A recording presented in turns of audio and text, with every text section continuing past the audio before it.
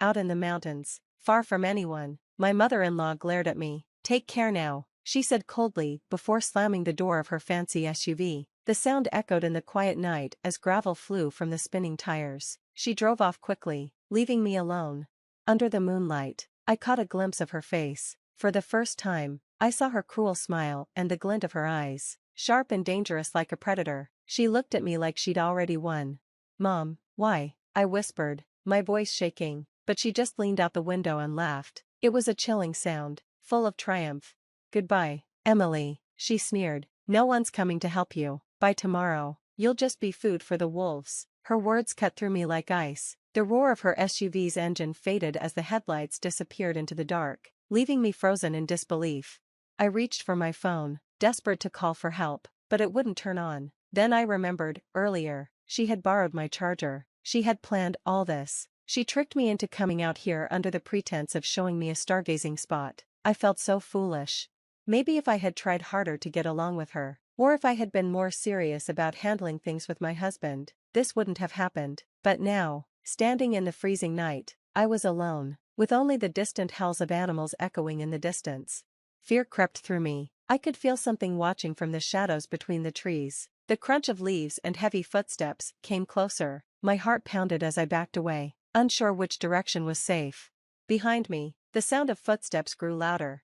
"I'm Emily Matthews, 26 years old, married to John for 2 years. John has always been kind and supportive. When I was overwhelmed with work or unwell, he would cook for me or help me feel better. Marrying him was the best decision of my life.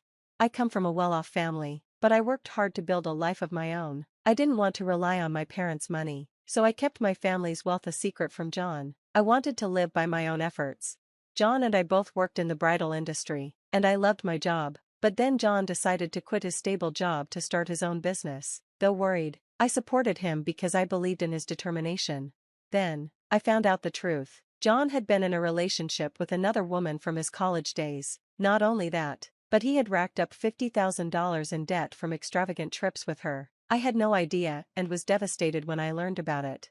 To my horror, he started his business with that same woman as his partner. He claimed his family was supporting him financially. His mother, Susan, adored him and justified everything he did. She treated me as if I was trying to steal her son.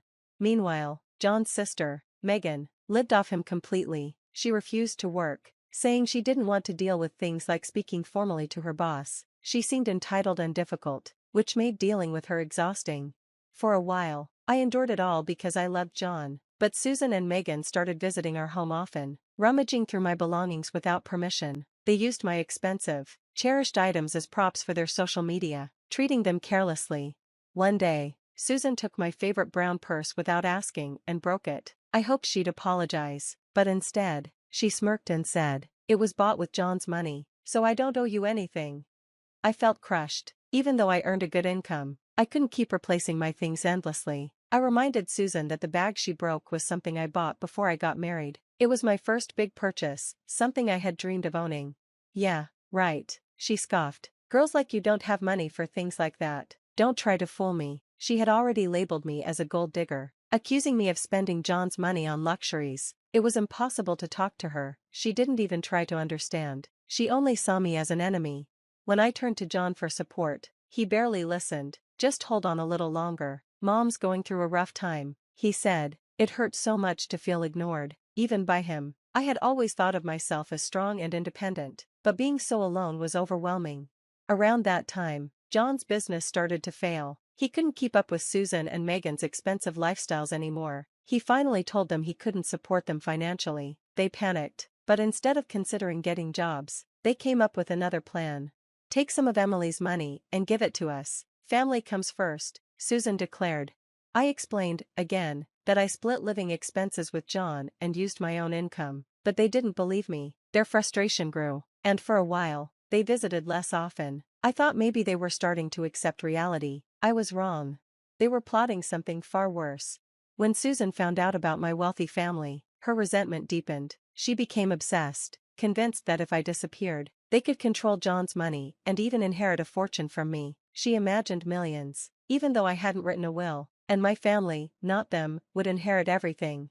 Her twisted thinking led her to a horrifying plan. Susan knew I loved photography, especially taking pictures of the night sky. She researched remote locations with little human activity and found a spot where she thought no one would find me. Out here, no one will ever find you. It's bear season, this'll look like an accident, she told Megan. Megan agreed without hesitation. I'll drive for you, Mom, we're doing this for John, she said, pretending it was for his sake, though it was really all for their own benefit. On the day of the plan, Susan called me with an unusually friendly tone. Emily, I know you love stargazing. There's a spot nearby with the most beautiful stars. Want to go? She asked. Feeling hesitant but hopeful, I agreed. They seemed so kind that day, chatting about beauty and fashion, even complimenting my hair. I've always wanted a daughter like you, Susan said warmly. It felt strange, but I wanted to believe they were finally accepting me. When we reached the spot, they encouraged me to step out and take pictures. We'll grab some things from the car and join you, they said. I stepped out, looking up at the breathtaking stars, but then I heard the car door slam. I turned to see them locking the doors and starting the engine. We'll be taking the house and car, watch out for bears. Honey, Susan shouted as they sped off, leaving me alone in the cold, dark mountains. Fear gripped me as I realized I had been abandoned, but I wasn't entirely unprepared. I had a backup plan. Meanwhile, Susan and Megan were celebrating. It's all taken care of, Susan said, grinning. They went out for a fancy dinner, thinking their troubles were over.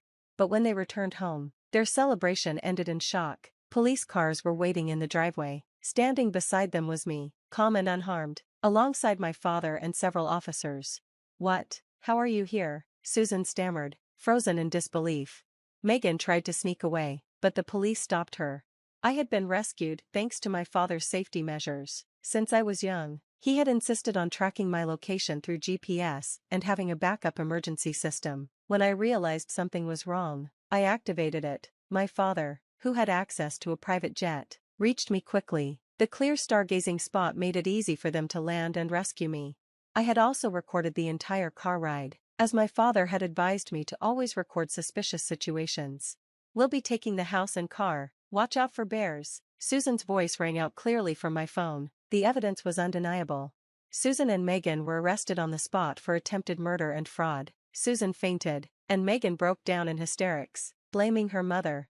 John, meanwhile, was exposed for being with his mistress all along. He testified against his family, but it was just another betrayal in a series of heartbreaks.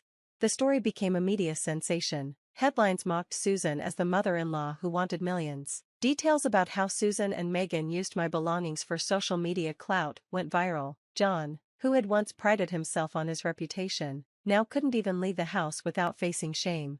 As for Susan and Megan, their disgrace didn't end with their arrests. Someone leaked their phone numbers, and they were bombarded with calls from angry strangers. The next day, all of Susan and Megan's bank accounts were frozen, and everything they owned was seized. Without John's income, they couldn't afford anything. To make matters worse, news about John's mistress spread all over the internet, destroying his reputation completely. The man who had betrayed me had now lost everything, including his dignity. I found out John had been with his mistress since the beginning of our marriage. Remembering the kind things he once did for me now felt like a cruel joke. Why had he married me if he never truly loved me? My heart ached with pain and betrayal, but I resolved to move on. Susan and Megan were evicted from their luxurious apartment and moved into public housing. It didn't take long before their new location was leaked online. Susan became mentally unstable, constantly muttering about how her life was over. Megan, abandoned by her own family, tried to work part-time jobs, but struggled due to a lack of skills and work ethic. Megan even messaged me, asking for help getting a job like mine. Working at weddings and wearing nice clothes sounds fun, she said. I ignored her. The bridal industry wasn't something she could just jump into, and their downfall wasn't my responsibility. Meanwhile, Susan moved into a rundown apartment surrounded by graffiti and decay. As for me, I left the house I'd once shared with John, along with all my possessions, and returned to my parents' home. It felt safer, even though I still carried emotional scars. One day, John unexpectedly called me. Seeing his name on the screen made my stomach churn. Emily, I'm so sorry. I've cut ties with my mom. Please, let's try again, he said, but his promises felt hollow. How could I trust him again after everything? Maybe your mistress needs your protection more than I do, I replied coldly, ending the call. Susan wasn't done yet. Desperate and bitter, She hired a private investigator to dig up dirt on me. When the detective found nothing, Susan latched onto a small detail, my PTSD. She thought she could use it against me. One evening, as I walked alone, Susan suddenly appeared on the sidewalk. Her clothes were shabby, but her face wore a twisted grin. "Guess the bears didn't get you," she sneered. Her words sent a wave of fear through me as memories of that night in the mountains flooded back. She even threatened to spread a video of me unless I paid her. Though her threat made no sense, her presence terrified me. She climbed into a car and drove away, leaving me shaken.